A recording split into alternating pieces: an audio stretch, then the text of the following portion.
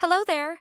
Let's explore how to customize the widget, including changes to the icon, font, and more on the Kite-free gift with purchase discount.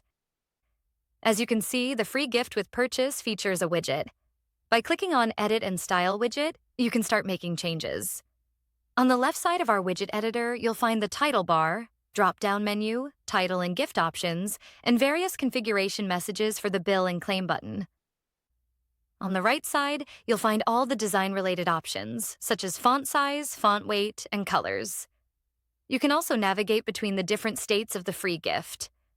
Before the gift is unlocked, when the gift is unlocked, and once the gift is added to the cart. In each state, you can customize the text and colors. Once you're happy with your changes, simply click on Save to apply them. Close the editor and click on View Offer to see your updated widget. Feel free to experiment with this widget. You can change the icon or even decide whether to enable the pin. For our example, we'll keep it enabled. You can also adjust the Claim buttons. Note that the Claim button won't appear if the free gift is set to automatic unless you also set it to opt out. This widget is dynamic in nature, hence the variables. If you have more questions or wish to experiment with more variables, feel free to reach out.